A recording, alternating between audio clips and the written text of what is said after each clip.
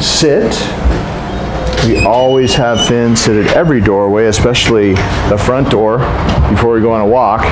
So before I open the door, I have him sit, he waits, I open the door, I step out and back. Okay, I say okay, he walks out with me.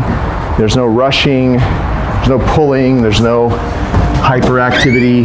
It's just very calm. And out here, sit. If I was just going to let him be free in the yard, I'd have him sit and say, go, and release him to be free and take off the leash, let him run around. But in this case, we're going to do a walk, and so we're going to walk through the yard, and we're going to show you how we come out of the front gate. He's going to drink some water right now, and then show you how we start the walk and how he is on the walk and how to handle the leash and all of that. So next we're going to start outside on the street, outside of our gate. Okay, sit. And now we're coming out onto the street, and Finn always gets excited when we're going to start our walk. So this is a really hard thing for him to do, to stay in a sit stay, wait till I come back next to him. I say, okay, he walks with me. If he tries to pull me, I'll actually stop at the threshold and just do these little taps to slow him down. And if I have to close this gate, I'm just going to do a little left turn, and you always want to do a left turn to turn into him. Even if you're going to make a right turn, it's a left turn. And then your body does all the work. And you see how easy that is? So that's why we're always turning into him instead of turning right and dragging him. So using your body is so much more effective. Sit. Then pulling him around. And that's a very dominant move, to turn left and have your body do the work. In the world of dogs, it's a dominant move. If you do that, over time the dog will start to perceive you as being dominant. So here, we have this little sit stay at the curb. We're just going to do this little sit stay because this is part of having him start the walk in a very calm manner. And then here, okay, he walks across the street with me in training mode.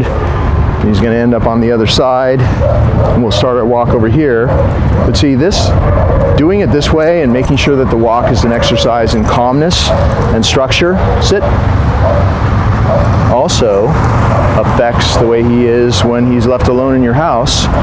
Go. Because in anything that you do with him throughout the day that would otherwise cause stress, overexcitement, anxiety, if you handle him in a way that makes him be calm and focused through those periods of time and those things that you're doing with him, it all adds up to making him more immune to stress when you leave at your home. Because really, this is one big project of stabilizing Finn, teaching him to have self-control, to be able to calm himself down, to being able to buffer the stresses of everyday life.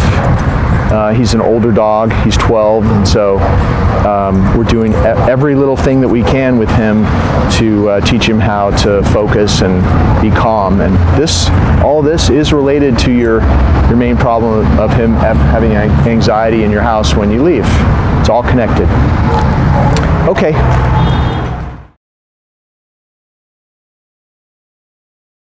Walking Finn on the street, I'm always making sure that the leash stays loose. I also practice the come command a lot when we're out here, and this happens with just about every dog. Once I've been doing that for a few weeks, they stay closer to me because they're anticipating at any moment I could call them to come. So for a long time, come, I was just good practicing like this. Whenever he would look away from me, come, or maybe if he was pulling, good, I would just call him back. And if I have a distraction passing by, like another dog or a person or something like that, even though he doesn't really have an issue with those things, anything that he noticed, might be a bird, might be a leaf that was on the ground or something that was blowing in the wind, I just practiced calling him away from it. And over time, come, see how I waited till he turned away from me? Good. Over time, he has just started to stay in the mindset where he knows that at any given moment he could be called back to me. So he stays closer to me. He doesn't pull at all on leashes, on walks.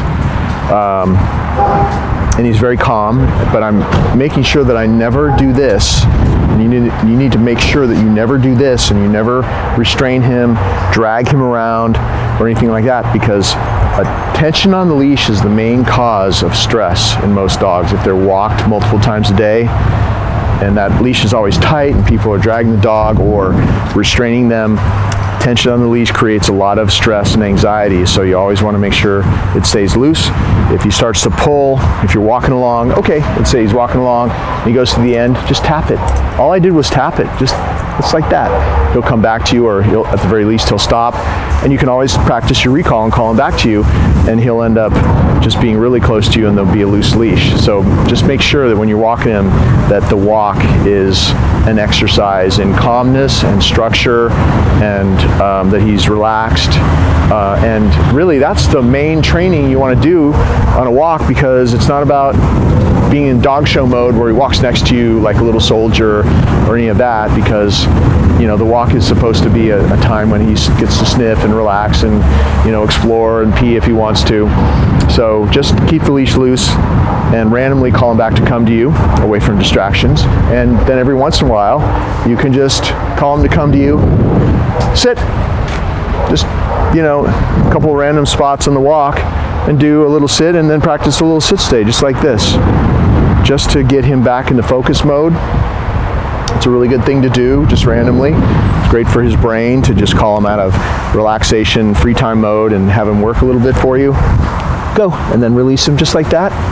And then the next time, call him to come to you, and down. Do a little down.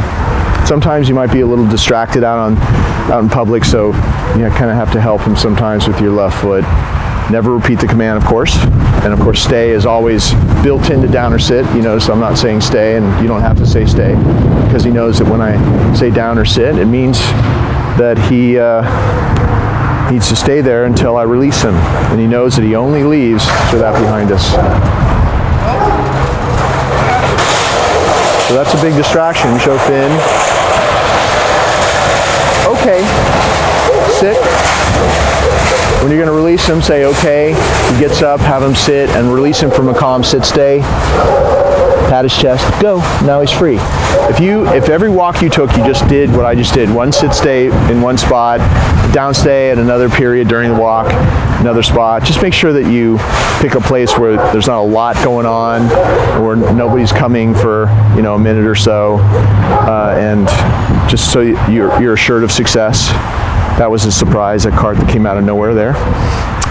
And that in itself, just taking the walk with all these rules that I've been laying down for you, that will really help him overall in becoming more stable and calm over time.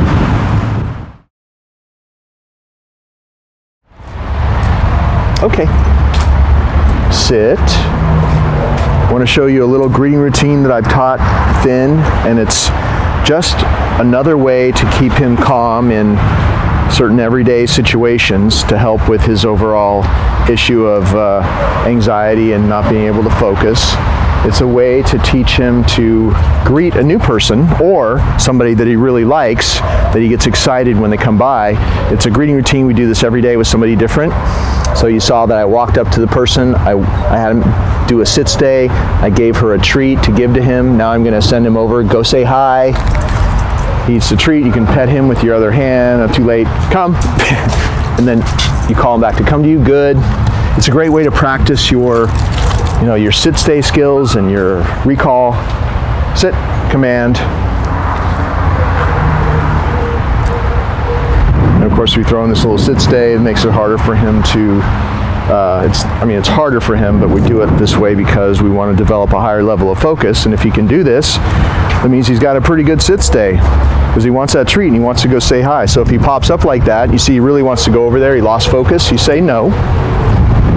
You step into him, come on, just do a little left circle. If he doesn't walk with you, just come on, let's go, come on. You get him to do it your way and put him back. Instead of dragging him around and forcing him to go somewhere, step into him and reset him that way. It's a much better way to do it. Then you have the treat already, and now he's going to wait this time until I pat no.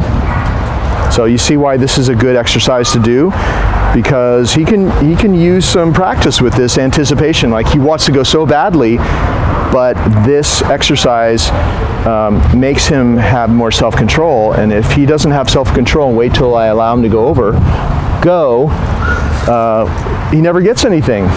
Come. So that's why it's a great way to practice with him. Good. Practicing his anticipation. Sit. Of course, he broke out of that sit stay a couple times because he was anticipating going over there, getting the treat, getting petted. But in order to go over there, he had to have control. Nope. Stop himself from breaking out of that sit stay and waiting for me to actually allow him to go over there. Nope. Make sure he always waits. Nope. And if you have to do that 3 or 4 or 5 times, it's a good lesson for him. Go say hi. Come. It's great for his powers of concentration. Good. And if you can do this with as many people as possible, especially when they come over to visit at your house, it'll really help him with his focus, concentration.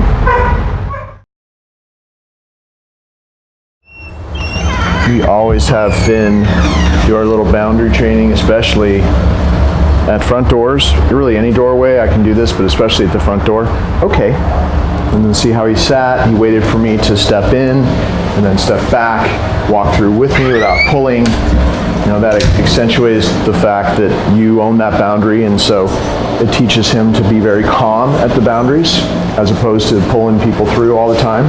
Sit. And then we're having him sit in front of the mat. With my right hand, I'm going to pat his chest and say, no, make sure that he really waits. Make sure he doesn't get anticipatory and he doesn't jump the gun. So really make sure that he waits till till you pat his chest and say, go, and then send him over and say, down. Good. And this little exercise is good. It's kind of like doggy meditation. And I usually do it for 5 minutes or so. And it is 5 minutes of him staying in a focused down stay, no matter what I do, no matter where I go or what noises I make. And it's a great exercise for building concentration in a dog. And it's literally teaching him how to think, because he has to use his mind to stay focused. Good. To keep the idea that no matter what happens, he has to stay there. If he makes a mistake during this video, it just means that his mind lost focus. He got reactive, which means his mind wasn't engaged or wasn't able to engage, and he popped up because he lost focus of what he was doing. And then every time I put him back and practice again, he's focused again, and this actually makes his brain stronger. If his brain is stronger, then he'll be more immune to stress in his life. And of course, he's a 12-year-old dog, so good. He's been practicing being stressed for a long time, but even an old dog over time can get better and better, calmer and calmer. Just takes a little bit longer with an old dog. His stressor seems to be when he's left alone. That's one of his main stressors. So this will help with that little issue, as well as all the other things you see on the video. Good. So I did a basic kind of warm-up down stay. Now I'm going to walk to the back of the house, and he's allowed to turn his head to look, but he's not allowed to turn his body. Way back there where he can't see me, and now I'm walking back. Always when you reward him, make sure that you come back in front of him and reward him the same way. Calmly. Nope. I'm going to put it over here so you can see it. Place it on the mat and then let go of it. Withdraw, and he takes it off the mat, and you say good as soon as he takes it. So I'm going to do some other things. I'm going to go in the back of the house here, close the door behind me, knock on the door. If you're ever going to do something that you think is difficult for him to handle, it's okay if you remind him down before you do that. That'll help him stay there. This is going to be difficult. Going back here, close the door, knock on the door. That's always a toughie for him. So he stayed there, come back, always reward from in front, just like this, no matter what you do, where you go. Good, just like that. So we'll do a few other things. Of course, we're always working with the front door because so much is connected with you coming and going through here and him coming and going through here. So we're always practicing leaving him alone in there and leaving through the front door. Down. We'll try knocking on the door right now. Ring the doorbell. Good. Good. And rewards for these more difficult things are bigger. So if he's doing something that's kind of just easy and something he does all the time, there's smaller rewards. For the things that are more difficult like these, they're bigger rewards because it's a bigger challenge to be able to stay there and stay calm if I do these. Down. Let's try this. This is always hard for dogs to do. And the male flap as well can trigger a dog. More doorbell and more knocking. Good. Now I can see that he is panting, which means he's overstimulated, but he's keeping it together. So when I first started doing this with him for the first couple of weeks, he couldn't do that. And he'd make a mistake, and I'd reset him. He'd make a mistake, and I'd reset him, and then maybe the fourth or fifth time, he would do it successfully. I gave him a big payoff, and then he started getting better. But let's try something new that I haven't done before and see if I can make him make a mistake. Down. Okay. No. So if you try something and he makes a mistake, this is exactly how you're going to get him through it. So notice I said no. I reset him. He put himself back because obviously we've done this a lot. He knows how the game goes. This is just a new distraction he's not used to yet. Down. It was that part. No. He actually, if I hadn't done that last part, he actually would have been successful. But I want to make sure that you see exactly how to work through an issue. Stay calm though. Down.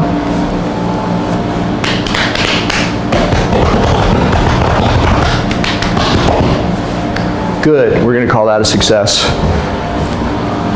Big reward because it was his first time. Good. He made mistakes and then he had a success. He knows the difference, and they all know the difference in portions. So if he has a big success, something he's never done before, or if he makes mistakes and then he does it successfully, big old reward, bigger than usual, so that he remembers what he did to get that reward. That helps. So we're going to end on a high note there. That was just to show you what to do when he makes a mistake, because he was being so perfect with all the other normal things that would happen in a household. And of course, there's so many things that you could make up to do on your own that might distract him or, trigger him to get up. And the whole idea, remember, the whole idea is the byproduct of doing this is when he's released from this exercise, his brain is a little bit stronger, a little bit more focused. He's going to be tired, but, he rests up and then his brain gets stronger, just like a workout for the brain, this exercise. If his brain's stronger, over time, he's going to be more immune to stress, the daily stresses of life. So the way he gets up here, the only way he leaves this is you stand next to him, you pat your leg and say, okay. And we're going to let him go out, sit, do a little, have a little time outside. Always the sit, stay, the wait. Takes a lot of focus for you to come back, for him to not follow you through, to wait till you come back. Okay, walk through with you. And if you have to slow down at the threshold and do a little tap like that, that's okay. Just make sure that you remind him what he's doing now. Okay, this is the way it's always going to be. Sit. And then on the outside, if you were letting him be free, wherever that is, after you've gone through the boundary, the doorway, whatever it's been, on the outside, have him sit and then go. Give him a little free time. A little free time in the yard. Sit. We always have him sit before we send him in the crate. He sits, he waits. You see, I'm not restraining him. He's choosing to wait. I open the door, and then if he gets up, I say no. And if he doesn't go back from that, I just pull up with just a little bit of tension, touch his butt. He's never actually gone in and out of a crate in this room before. He's used to going in and out of his crate in a back bedroom. So it's a little bit new for him. So you have him sit, and he waits, go, you send him in. And I'm going to help him. This isn't his crate. His crate is the next size down, but we're just using a big one because this one's here. So this is actually kind of good in a way that you're seeing him at his most uncomfortable going into a crate, because they get used to going into a crate in a certain room. Like in his mind, this isn't my crate, and this isn't where I go in and out, you know, all day long, or sleep in. This is somebody else's crate, or this, you know, it's not mine. So you saw what I did. If he hesitates, you just give him a little help. He went in there, he turned around, he got a treat. That's familiar. So everything about relating to him in a crate is positive. You give him a treat before you close the door, like I just did. We don't have any special collar we're using for him. We're just using his regular buckle collar because he's such a gentle old guy, and it doesn't take a lot to handle him anyway. So he sleeps in the crate overnight here. He gets fed in the crate. He gets all his favorite bones, and everything that he loves is in there. That's his den. Dogs are naturally den animals, as I always say, and it's true. And so we developed this as his den. He loves to hang out there. We use solid plastic crates because you want to have a crate that's private. You want to have privacy. You don't want him to be in a cage like a zoo animal. It's better, they'd rather cozy up and kind of isolate in their den, obviously. And so everything good happens in the crate, and you control his access in and out. So the crate is actually a little tool for training. Yet another thing in his life, or you know, thing that he does every day in his life, that he has to focus for a few seconds, wait for your permission to go in and out of this favorite place. You control this boundary. It's second only to the front door boundary to your apartment. And if you control the boundary, the dog sees you as more in charge of his life and takes you more seriously. Also, it makes him focus in a different way. His whole problem is a brain that can't focus. So we're after the byproduct of how we're doing all these things with him. And the byproduct would be when we're teaching him to focus in all these little places in his life throughout the day, he gets more immune to stress in the stressful periods of his day, because he can think and he's not so reactive all the time and ready to just freak out when he's left alone. So that's why we're doing it this way. And if he does bark in his crate a little bit when he comes back to your house, most dogs do. They come back to your environment and they're triggered to be the way they used to be with you. And he's an older dog, and so you have to just be strong, stick it out, stick with the program, do all the things we did here, and keep doing everything, and you will work through that, and you'll have what we have here before long. And it might just be a few days. You never know. It's always different. Every dog is different. So when I'm going to take him out, I'm going to make sure he waits, and sometimes you have to do these little token slams. No. And it's all gentle, but see, now he's waiting. Good, he gets a reward for that. And then I go in and just hook him up. So every time my hands go in there, I always come bearing gifts, just like when you go to somebody's house. I always come with a little gift. He's waiting for me to say, okay. He comes out, my permission. I'm going to always close this door, because it is not going to be special if he can just run in and out of his crate. It's not a tool for training anymore. It's not something you control. And most dogs love their crates anyway. Most dogs do, and so they'll go in and out. So that's not special or great. That's not training. What is training is controlling his access in and out like that. That's what's really important. So always keep that door closed. It's closed when he's in, and it's closed when he's out. Okay.